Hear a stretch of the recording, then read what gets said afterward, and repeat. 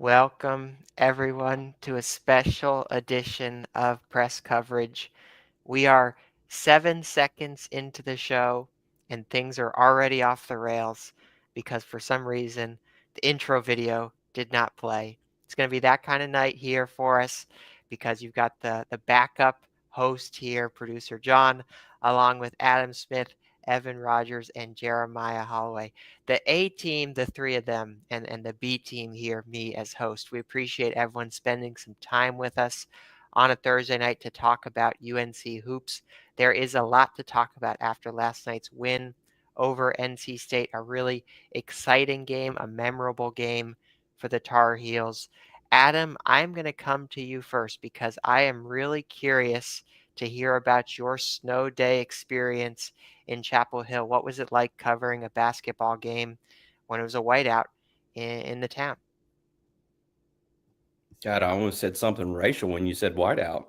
Um, well, it was a bit of an adventure, Johnny. I got the bright idea coming from the home base here in Mebane that I was going to take the interstate Hmm. rather than going down Highway 54, which is my preferred mode of travel, the scenic Highway 54. And so I went out to the interstate, really early, probably around like before 4 p.m. Got on the interstate and it was just chaos. I could not even move. I don't know what happened. Something happened. So I got on, got back off, and took the scenic route. But me being of the age that I am, I got there and started talking to some of the older guys that have been around a while, and we started bringing up the Maryland snow game from, Mhm. I guess, was anyone born here then? I know Evan wasn't. Jeremiah might not have been either. It was 2000. January, I so no. I was 3. It was my senior year of college. Uh, so yeah. Steve Francis, Lonnie Baxter, Maryland. It was wild back then because we talked all about it last night. I don't need to rehash it, but we were out of school for I think a week. It was a lot of snow, like maybe 18 inches of snow. Like we were out for quite a while. Um, but they did the same thing. That was sort of like the first time they ever did the look. It's open seating. If you can get here, you can have a seat as long as there's not a ticket holder in that seat. And that's kind of what was bouncing around my bald head last night. Was like, dang, was 2000 really that long ago? And I remembered. I remember sort of the vibe that some of the guys talked about. Jeremiah wrote about it last night. The vibe of having, students closer to the court, and the people who wanted to be there, like jam packed. So it was pretty cool. It was pretty interesting, and it's not bad to have that sort of energy for when a rival, comes to town. Jeremiah, you were there in Chapel Hill yesterday as well. Take us inside the arena a little bit. What was it like? A lot of the players after the game spoke to the crowd and the energy that the crowd brought. What was it like for you in the stadium experiencing that game last night? Yeah, for the most part, when you go to these games, you walk in and you obviously have the risers, behind the basket. And you see the students pretty much being the first ones to trickle in. You have your usual crowd. They make their way. They're kind of scattered around the Smith Center. But the one the other day was interesting because obviously a lot of the people that made it to the game live on campus. They're within walking distance. So not only was the risers pretty much already full, so I walked out after probably the first go round of when UNC shooting around. So they had just finished up, and then I walked out just to see what it was like. That lower bowl filled up faster than it usually does, I would say. I think most of that was just because, again, open seating, free space, and then a lot of your fan base is just they're already there. It was pretty much a 10-minute, 15-minute walk at most for anybody that was already in there at that time. And then it gradually started to fill up. That lower bowl got about as full as it could go. There actually did end up being some people at the upper deck. For a while, I wasn't really sure. I was like, it wasn't. It was really nobody. There was a certain point where nobody was there, but then eventually some people started to fill in. It was definitely unique. You could definitely feel a slight difference. I think what made it different was just kind of like you were saying, like you guys were saying, the enthusiasm of people that really wanted to be there. Thinking about how there's a student lottery and everything. So imagine the kids that didn't win the student lottery, initially for that game, they got to go to the game, for example. So I think that's one of the reasons you felt it, being kind of, and I think honestly, those who were at the game embraced it. I think they embraced the fact that it was unusual, so they wanted to take as much advantage of it as they can. So I think from the start of the game, you really started to notice that difference. And yeah, so it was a little different. We've covered a lot of games in the snow this year at these different places, Notre Dame and Syracuse. I'm missing one, but we've covered. It was 3 before the other night. I can't remember the last Wake, one. I think. There you go. There you go. Wake was one. Shoot, it seems like there was another road one too that might have been. I mean, it was snowing at the Fenway Bowl before that happened, but that was football season. Yeah, a lot of snow this year for me and Adam, and Evan was at Wick as well. So yeah, but a lot of snow games. That was the first one, Chapel Hill, so it was a pretty unique experience. We have the blessing of having a current UNC student with us here tonight. Evan, I do want to hear kind of the student's perspective because, it's going to snow on Wednesday. We all saw the forecast. For me, as I was going through Wednesday, I was like, are they going to cancel this thing? But eventually it kind of shifted from they're not going to cancel it to at 5 o'clock or something, they say the doors are open. Can you describe kind of the student experience? Were people really excited? Were they kind of taken off guard by this? And, plans were changing as everyone was trying to get down to the Smith Center. What was it like for your fellow students? Yeah, so I actually had this game off. Ben Sherman actually covered me for this game. So I actually was at the game in the upper bowl. I got there right before tip. So I was kind of the few 4 or 5 rows in the upper bowl. But it was awesome. I mean, I think everyone knows when you don't have class and it's snowing outside and you're in college, you're going to have fun throughout the day. And I remember sitting at He's Not with some of my buddies, and they were like, check Twitter. They're opening up the Smith Center doors. I was like, oh, that's sick. I mean, I already had tickets by that point, but a lot of the people around me didn't. And people were really excited. And I think, like Jeremiah and Adam said, obviously it wasn't nearly close to full. I'd probably say it's about 15,000 maybe in there. I mean, the lower bowl was full, but the upper obviously was not. But you could tell there was a different kind of energy in there. Maybe not, as loud as the loudest games you've heard in the Smith Center before, but definitely a different kind of vibe throughout the game. And it was really fun, I think. The student lottery is tough. I'm very lucky to be in the position that I am and, work for Inside Carolina and get to cover all these games. But, I know a lot of students who are, seniors like myself who have maybe been to 4 or 5 UNC basketball games across their 4 years at Carolina, and they've entered every lottery. Gene Chip one. It was at He's Not. Yes. But it was just a unique, fun experience. I think the chancellor coming out, I think it was the under 8 timeout or under 12, announcing no class, I thought was a funny moment. I had, one of my really good friends be like, that's going to be like a core memory of college, is having the chancellor come out of a basketball game saying there's no class. So yeah, I mean, it was just a really, really cool experience. I think the last week when we were talking about moving the Smith Center, and I kind of harped on the student experience that the Smith Center currently, as it's currently constructed, could be a lot better. From a standpoint of, you've got the student section split up amongst 2 parts in the lower bowl, 2 sections in the lower bowl, and then kind of the overflow in the uppers to just, it's tough to get into those games. I think everyone kind of saw what the atmosphere and the energy could be like if you had more of a centralized student section in a lower bowl setting. So I hope that's something that, whatever the future is of, the Smith Center or a future basketball arena, that's something that, the powers that be kind of take into consideration in terms of trying to improve just the environment and the student experience of Carolina basketball.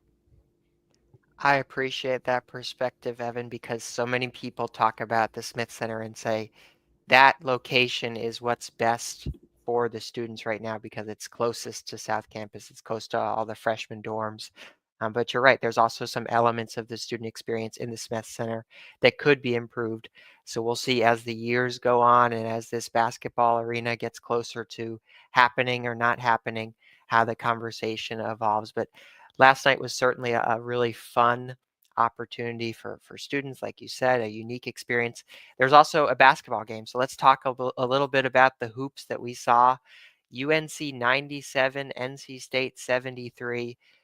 Dominant performance in the first half for North Carolina, and then to me it felt a little bit like they kind of put the car in cruise control in the second half. Easy victory. They jumped out to a 28-10 lead. A few different standouts from the box score: RJ Davis with 21 points, Seth with 15 off the bench.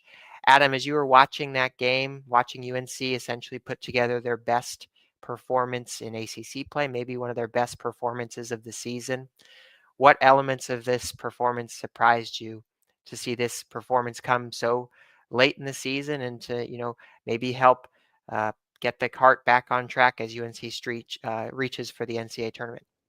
It was good old belt to the behind last night, wasn't it? Goodness gracious. NC State's not very good. But yeah, I mean, I thought UNC played some of the best basketball in certain stretches that it's played this season. Obviously, the competition has something to do with that. Real quick, Johnny, I was scrolling through the chat.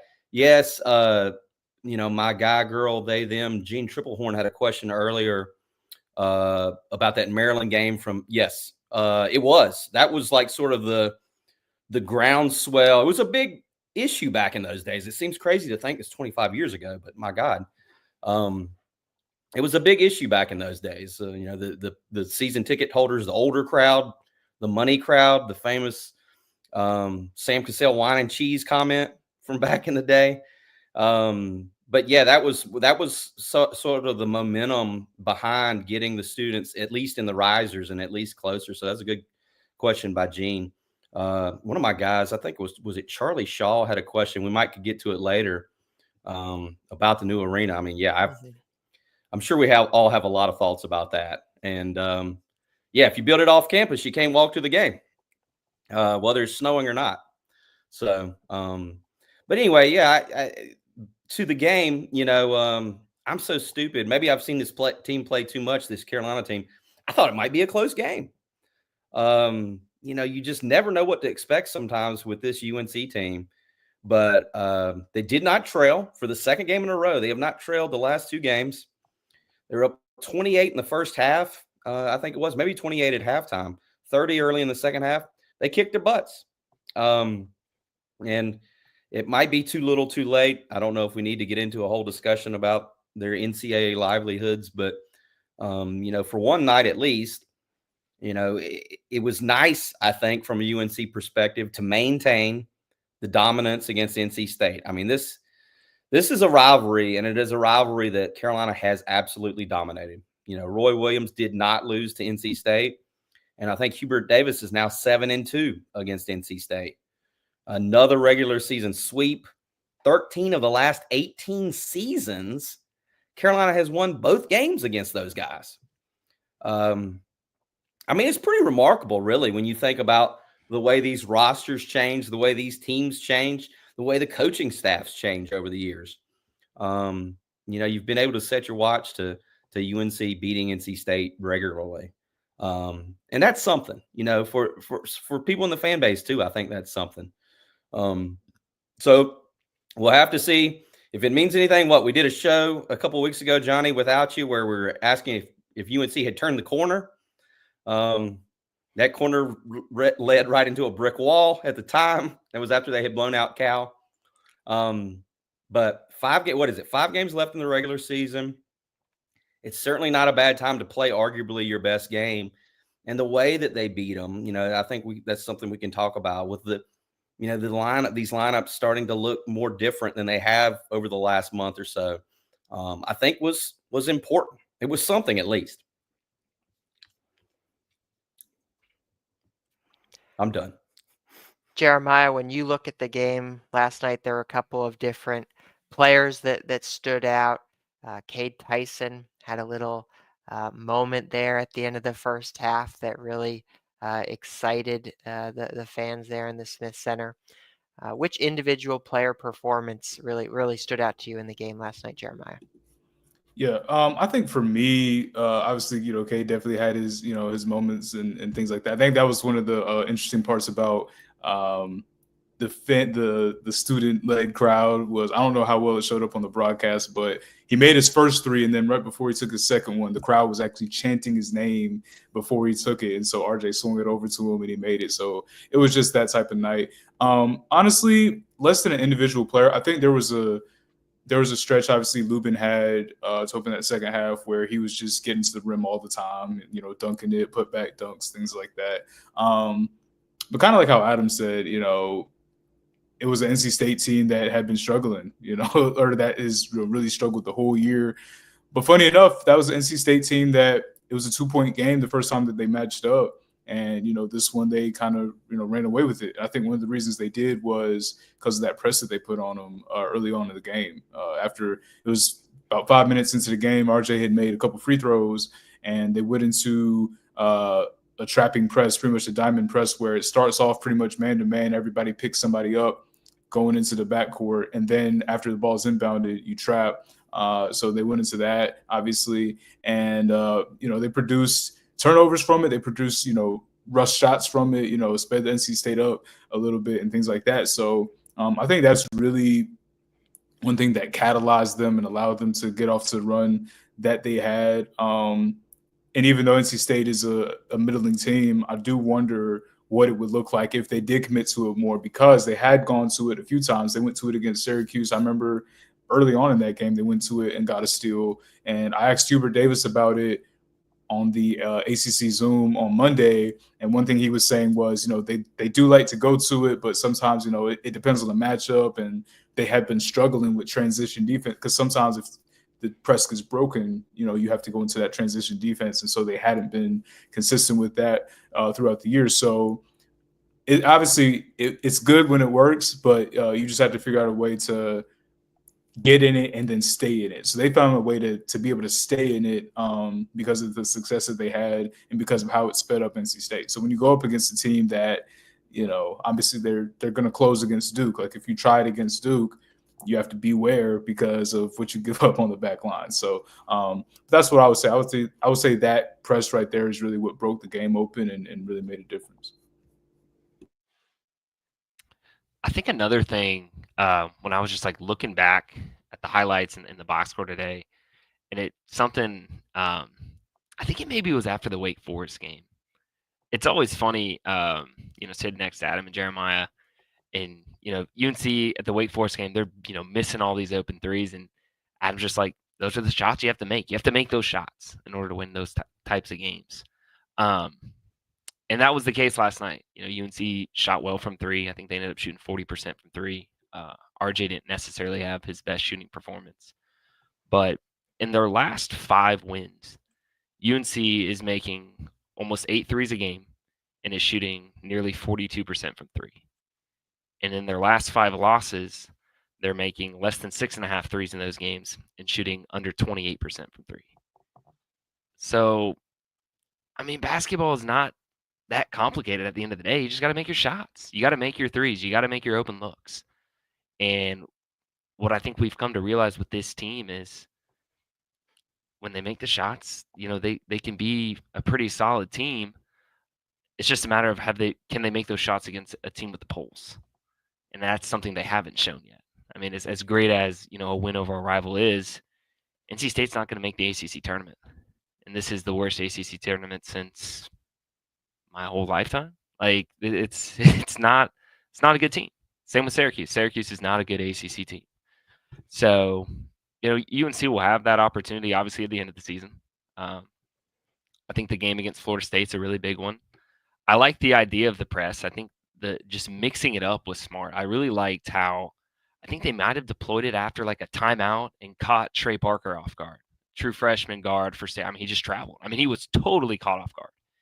And this weekend, you've got a team in Virginia coming into town who everyone's going to love this stat. Virginia is the 3rd slowest team in the country in terms of pace.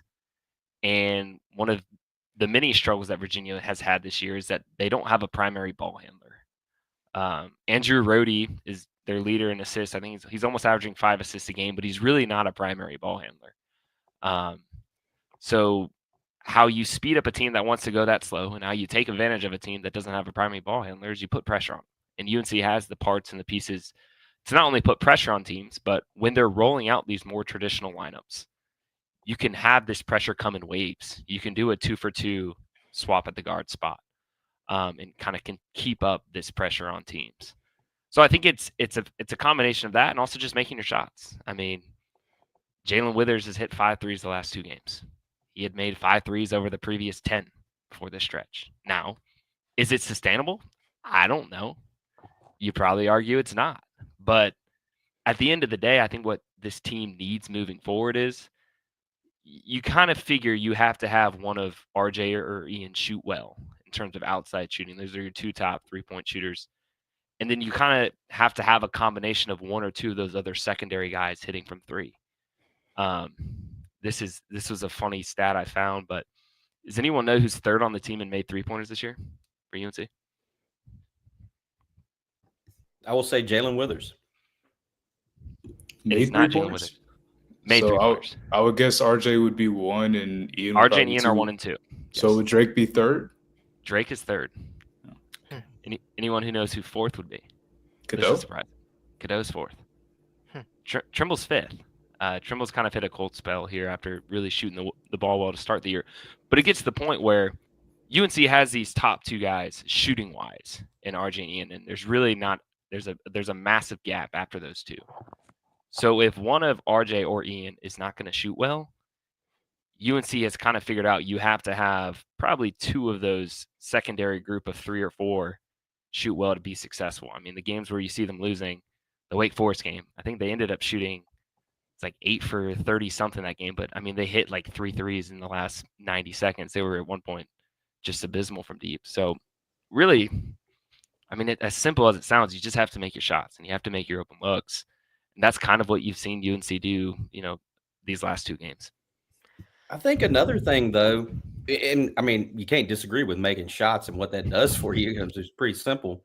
But I think with the fact that they've gone to more traditional, if you want to call it that, lineups where you have 2 forwards out there, 2 bigs, you're not playing guys out of position. I've been really nerding out on some of these lineup combinations the last 2 games.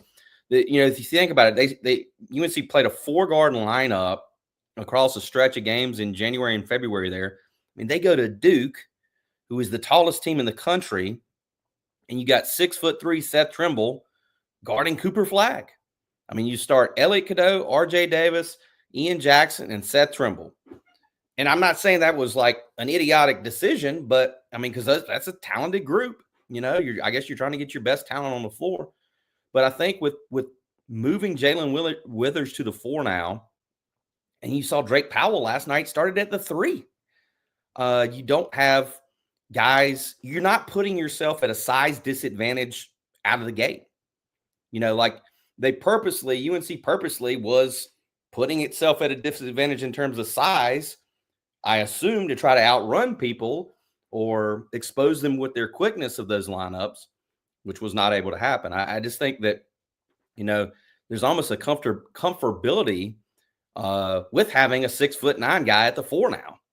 And think about Drake Powell. Drake Powell is going to play the 3. When he goes to the NBA, he's going to play the 3. He's going to be a small forward or a shooting guard. He's going to be one of those wing type players. You're not going to be guarding power forwards. I know those don't really exist in the NBA anymore, but you know what I mean? Like, he's not going to be guarding Ian Shefflin, he's just not going to be guarding that body type.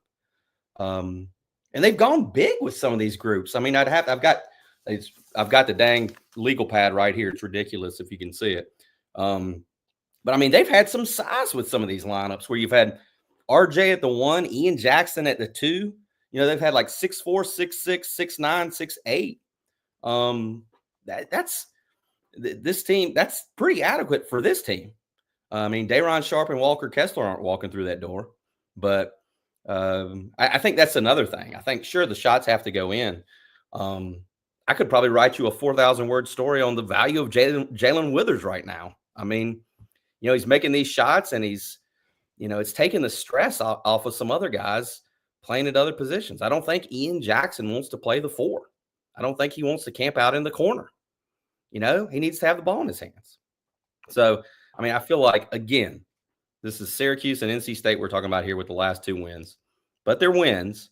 I mean, the competition has left something to be desired, but I mean, this could be a formula for at least closing the regular season strong. I mean, you would like to have some good momentum going into March, obviously, especially with the way this group is. So, anyway, I just think that's at least helping. We have some audio from RJ and Seth after the game that talks about the lineup changes and how it impacts the game. So we're going to get to that audio after we take a quick break to talk about our sponsors for this show. See, I still got the professional ad reads in there. I might not be Tommy, but I can still mix in an ad read there. We want to thank Johnny T-Shirt, the best place for Tar Heel gear. They are a Chapel Hill tradition since 1983, and they're 20-year partners of Inside Carolina. They have been partners with Inside Carolina longer than Evan has been alive. Think about that, folks. Visit them on Franklin Street or check out their online store. We appreciate them for supporting us. Also, Congruity, the leading provider for Tar Heel business owners' payroll, HR, and employee benefits needs. Inside Carolina listeners can get a free payroll and HR assessment by emailing Matt at Congruity. We'll be right back with more UNC basketball talk. It's Thursday night. I was about to say Monday night. I usually do the shows on Monday night. It's Thursday night here. We are talking with Adam Smith, Evan Rogers, and Jeremiah Holloway here on Press Coverage, talking about UNC's win over NC State. Jeremiah, I want to get your take on some of the lineup at combinations, but first, let's hear from RJ Davis after the game last night, some of his thoughts on UNC's bigger lineups and how that helps the team. On a defensive end. I know sometimes throughout the year we was playing with 4 guards a little bit, and we're going against 7-footers. So I think having Witt at the 4 and utilizing Drake at the 3 and then having Venn in there, I think it just gives us an advantage offensively and defensively. Kind of just spread the floor a little bit more. But then also we're able to get stops off of that. And I think that will be huge for us moving forward, going to the crunch of the rest of the games. So. And I'm just overall just proud of Witt, just how he's been persevering, especially these last 2 games. I feel like he's been playing really well. It's been a huge lift for us, so yeah. So RJ hit on a few different things in that clip. He talked about the size disadvantages that UNC has faced, also the value that Jay Witt has brought to the team. Jeremiah, what do you think is the winning formula with the lineups for the rest of the season? Do you think UNC will try to go back to using more of the 4 guards, or do you think we'll see more of this bigger lineup sets throughout the rest of the season, the last 5 games of the regular season?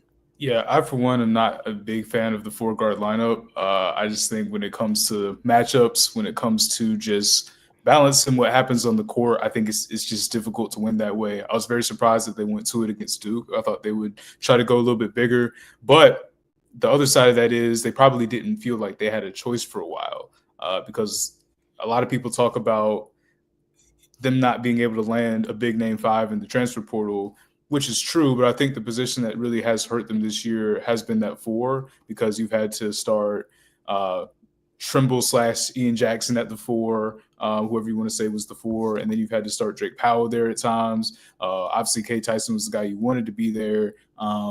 Withers started at the people.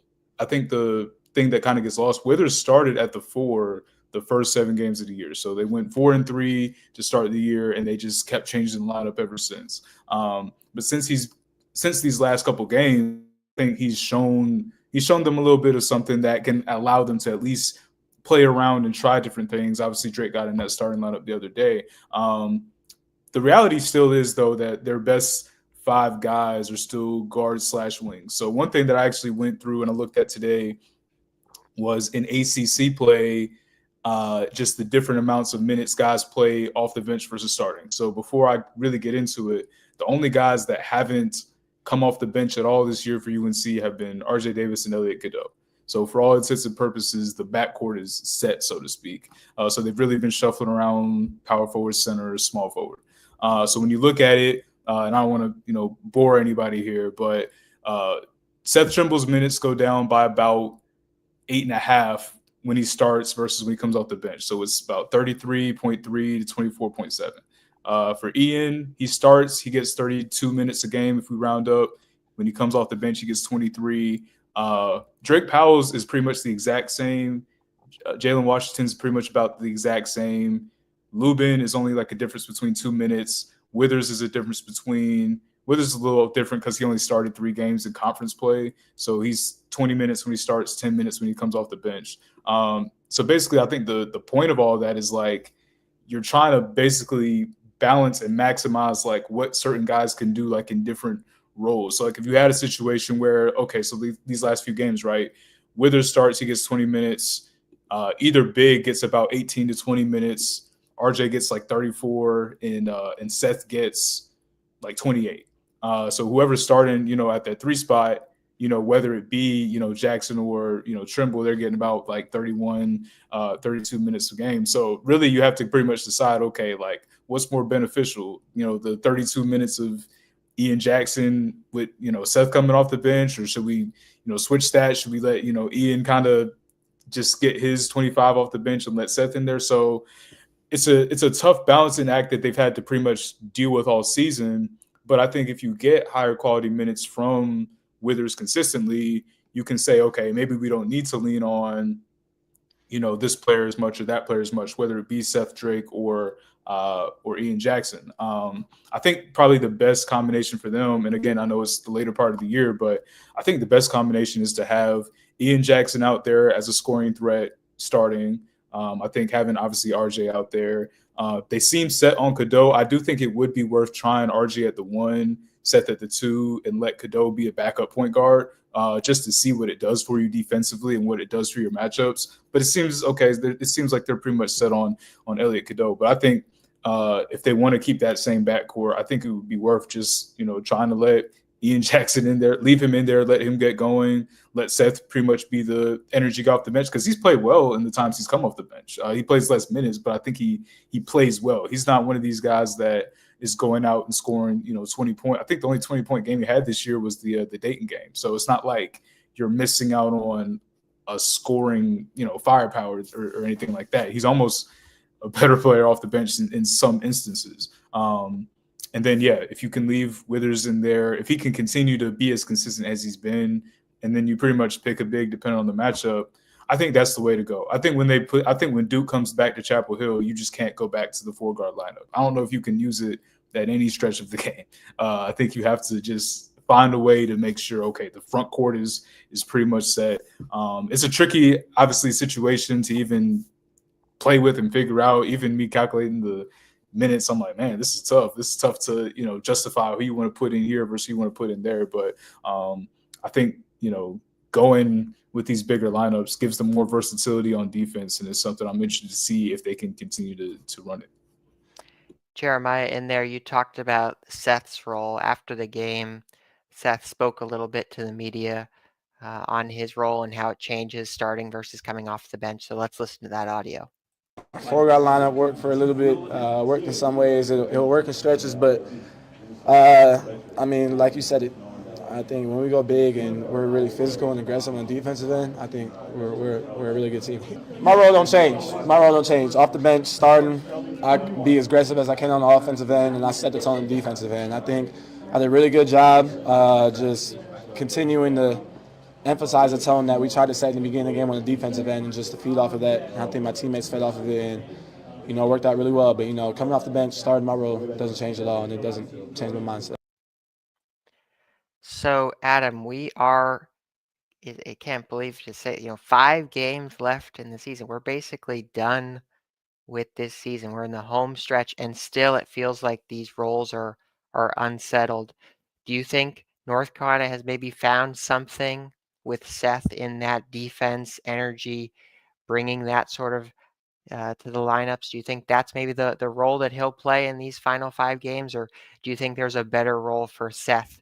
Maybe something that a different role that even maybe he wants to be playing, but he just can't given the limitations of this lineup.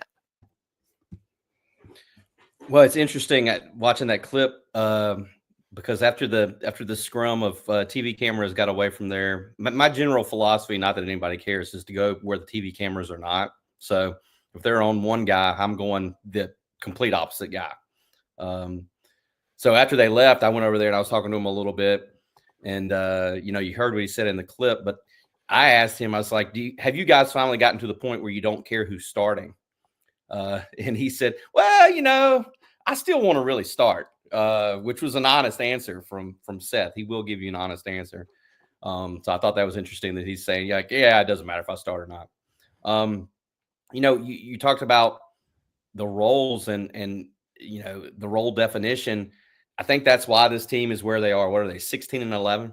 I think that's one of the reasons this team is on the NCAA tournament bubble, that this season could end, with the ACC tournament, is that for whatever reason, they just haven't been able to push the right buttons or make the pieces fit. Maybe the pieces just don't fit, or maybe they're finally starting to fit.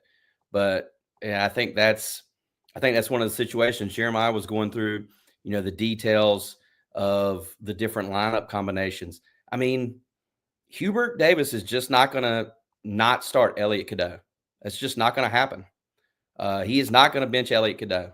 I personally, not that I make the decisions, probably would not start Cadeau.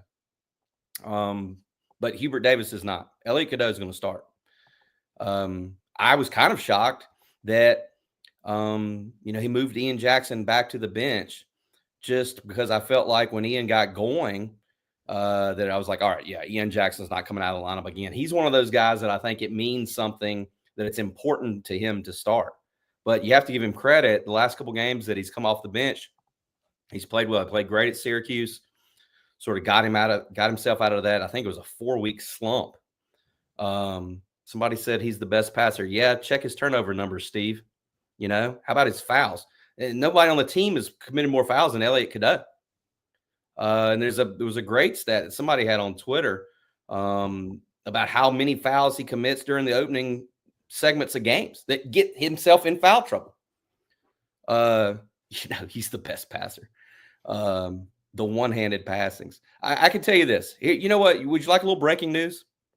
I've thought about including this in a story. When Carolina played at Duke and got absolutely blasted, I can tell you for a fact that Jay Williams, during that game, the former Duke legend, at one point early in the game, when Carolina was turning the ball over and Duke was racing to the other end and blasting them, Jay Williams banged his hand on a table up there and said, dude, stop throwing one-handed passes.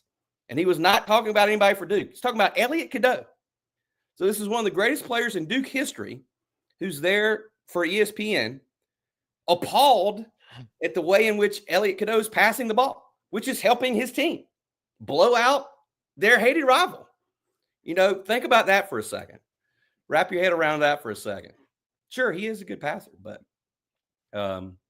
anyway, I didn't mean to get off topic there. But yeah, how about if we're talking about Seth Trimble's role? He's in a position, guys, to where he can lead the team in rebounding at 6'3".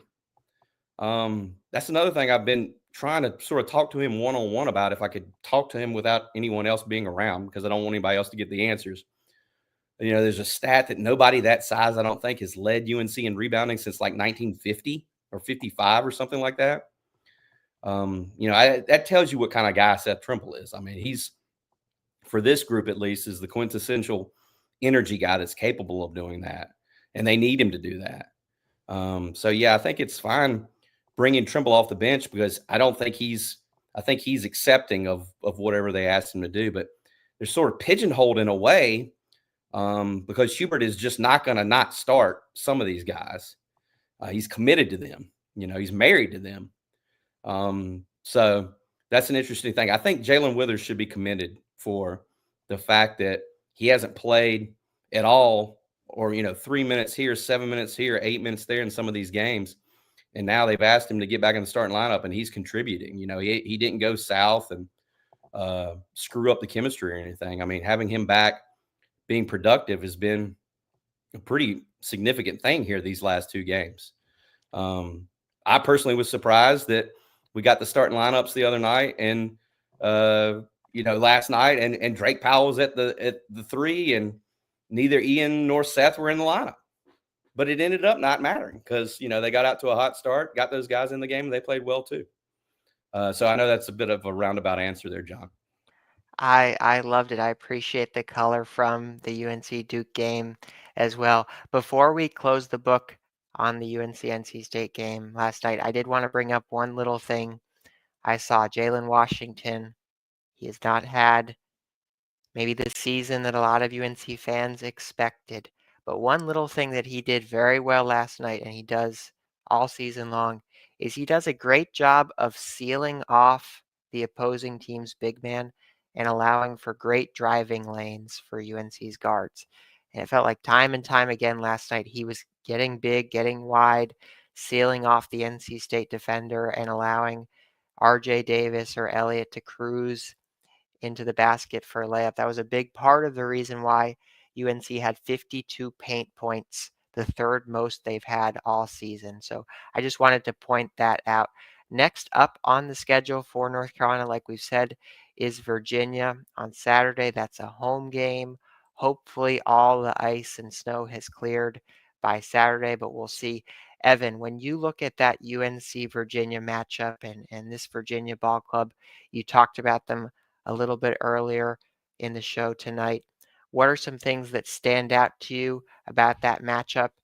And I'll kind of leave an open-ended question for you. UNC wins this game if. What are some keys to victory for the Tar Heels in your eyes? I'm going to ruin up your hosting for 2 minutes to Go for rebuttal it. Adam on the Elliott thing. Please. And it's not that I agree that Elliott has been careless a lot of the times this year. I think he commits, the dumbest fouls out of anyone on the team. I don't think that is debatable. I think, and this is just me kind of rationalizing in my head, I think the reason why Hubert has these loyalties with certain players, especially when it comes to starting, is only he understands, I guess, how a player would react to be getting benched. And I think Elliott is a player that I think could potentially react pretty poorly to getting benched. I know Adam has the great nugget about Seth, saying, he wants to start. And I think we all agree Ian Jackson is another player who, we think starting is important to him. But the thing that Seth and Ian have kind of shown and proved is that though it definitely means something to them, and why should it not? I mean, you're a player, you're competitive, you want to be in that starting lineup. They've proven that they can still be productive in a bench role, and they can still, come out and produce, and it's not going to be something that's lingering over them throughout the game.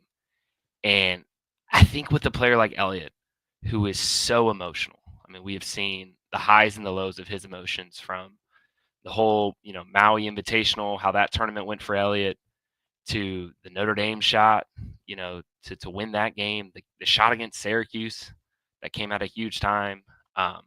He's an emotional player. And I think the idea is, and this is just kind of where I think it could come from, is just if in terms of like Hubert's thinking, if I were to bench Elliott Cadeau, maybe I lose 90% of him. Whereas if I leave him in this starting role and he's kind of still not producing to his max potential, but I'm still getting, that 3/4 of what Elliott offers, that's better than what it would be offered if he came off the bench. Because I do agree. I think right now, Elliott has at times been, a problem on the court in terms of just his carelessness with the ball. I also think, Elliott is probably the most explosive and creative playmaker on the team and has the ability to get shots and layups that no one else on this team can get. It's just you kind of have to take the ebbs and flows. And I think Hubert being, creative and not showing his loyalties. And Matt Barnes says he'll be in a rude awakening if he gets to the league with that mentality. Elliott Cadeau is very far from the NBA right now. It's not even close. I mean, I'm no NBA scout, I'm no NBA GM, but Elliott has a really long way to go if he wants to get to that level. And this is going to be part of his learning process this season because, you've seen those turnover numbers go up. But I think, there is some creativity that needs to be commended. When you see them trotting out Jalen Withers and Drake Powell 3, I mean, that's something that I don't know if we'd seen all year, or it's just another creative twist that Hubert, is putting on toward the end of the year. I was thinking about the 4-guard lineup and just this idea of, I think we can all agree that the 4 best players on this team, largely are Elliot Cadeau, RJ Davis, Seth Trimble, and Ian Jackson. Your 4 guards. But I kind of compared it to like the idea of like a steak dinner. Like I love steak dinners, but if you just have 4 steaks and no sides, it's not going to be that good of a dinner. You kind of need the potatoes, the asparagus, the sides that I personally don't like as much as steak, but you need them to be there as complementers and just a complementary role. And I think that's what Hubert has kind of figured out. Is it later than what most people have liked? Certainly. And I think what you're kind of seeing is there are certain players in this group on this team who react better to if they are benched. And I think the players that you have seen not benched at this point in the year are probably the ones that wouldn't react well to that. I think that's why they're still holding on to those roles. When it comes to the Virginia matchup, I think it's pretty clear on paper where this Virginia team struggles.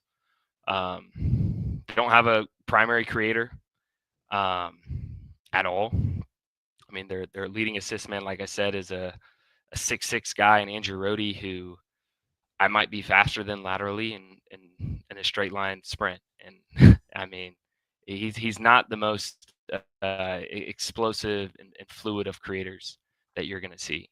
The one thing this Virginia team does have is it does have really good shooting. They shoot over 37% from 3 as a team. Isaac McNeely is one of, I think, in my opinion, the pure best shooters in the ACC. He just doesn't have a guy who can set it up to him in the right spots. I mean, that is a guy that can get hot really quick. And he's shown that since his freshman year there. In order for UNC to win this, I think it's simple. I think you just have to speed this team up. I mean, Virginia is a team that is the 3rd slowest team in the country. Like, there's really no, this isn't a difficult a dissection, I guess, of a scout when you're looking at Virginia. I mean, this is a team that you want to make uncomfortable and you want to score as many points on against, because this isn't the old, lockdown pack line Virginia teams of the Tony Bennett era. It's just a totally different makeup to that team. I think they're vulnerable in some areas. So you definitely want to speed them up. And then even looking ahead, I mean, UNC's got the short week where you've got the Saturday, Monday turnaround to a huge game at Florida State. And Florida State's the 4th tallest team in the country. So I think you kind of saw what UNC has been doing with switching up its line to being more taller in the front court. I think that could be beneficial in a game against Florida State, because they're just like Duke in terms of they come in waves with the size and the athleticism that they can throw at you.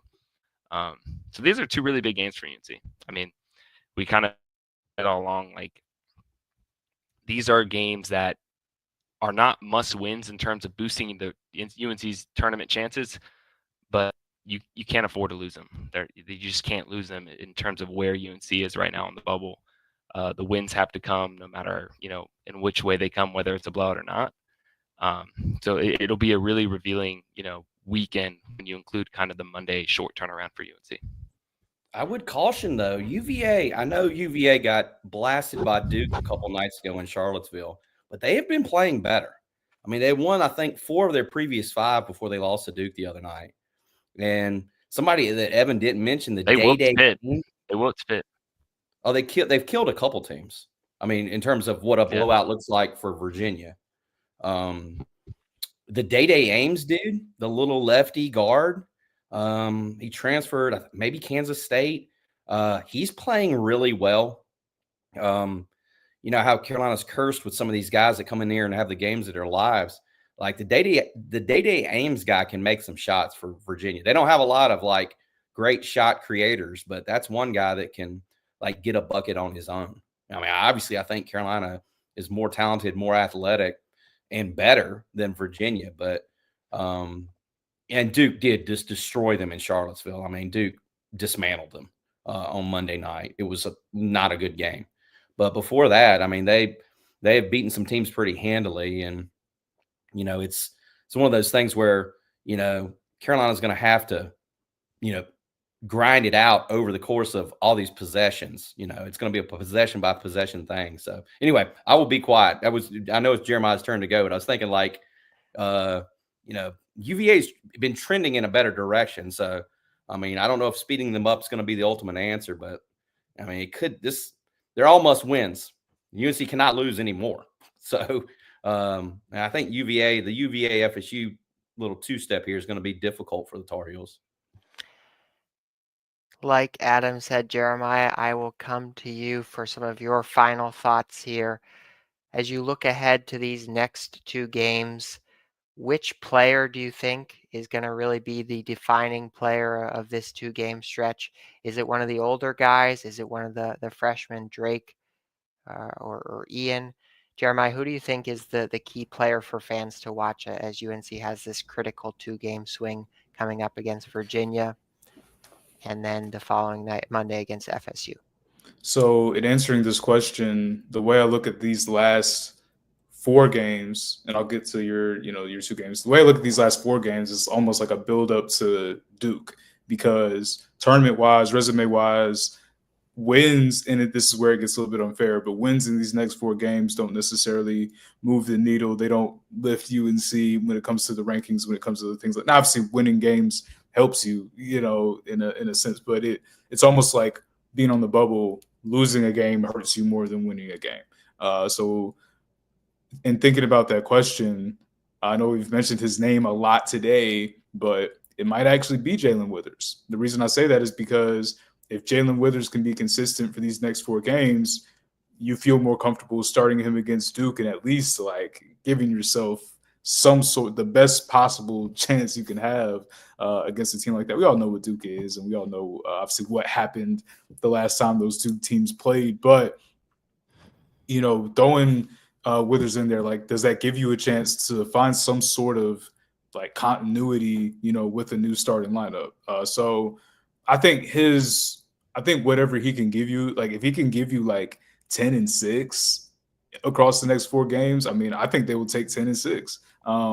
Whether you have Jackson or Powell at the 3, I think if you can just get 10-6 from Withers, I think that can honestly go a long way, especially if he could make 1 or 2 threes, and space the floor, and play some, solid defense. So I mean, because look, the way I look at it is, I mean, RJ, he's your veteran. You pretty much know what you're going to get from him. Ian Jackson seems like he's out of that funk a little bit. So, you kind of know what you get from those guys. I think Withers is the only player in the active rotation where him playing outside of, what he had been doing for the rest of the year, that would make a legitimate, because we've seen like Drake put together good games defensively. We've seen Seth do what he does. But I think Withers he's kind of like the wild card in that group. So I think he could. I would say him if I had to say one player. There are a few interesting comparisons, and I'll kind of try to draw these threads together and put a bow on this episode. A few interesting comparisons to this UNC team and the 2021-22 team that made that run. One thing that stands out about that 2022 team is they kind of found their way by addition by subtraction when Dawson Garcia exited the team at the midpoint, and it seemed like the roles sort of coalesced after that point, allowed the team to go on that run. Credit to this year's roster. No one has stepped off course. Like you said here on the panel, like Jalen Withers had opportunities throughout the season to get discouraged and maybe check out, but he has been a part of this team. And potentially, I'm just going to throw this out there. I'm not saying it myself. I'm saying this is a potential. I had a friend of the program text me and said, "Are there any similarities to Brady Manick and Jalen Withers?" And I'm not necessarily saying that there are, but you talk about someone who provides some shooting. That's all I'm saying. That's all I'm saying. I see, Evan, your reaction. I see Adam taking the drink there. I think that's the appropriate reaction to that statement. But it's interesting to think about, can this UNC team make a similar run to the 2021-22 team? We will find out more over these next few weeks. 5 games to go in the regular season. Adam Smith, Evan Rogers, Jeremiah Holloway taking some time on their Thursday to talk with all of you. Appreciate all of you listening as well. And press coverage will be back next week.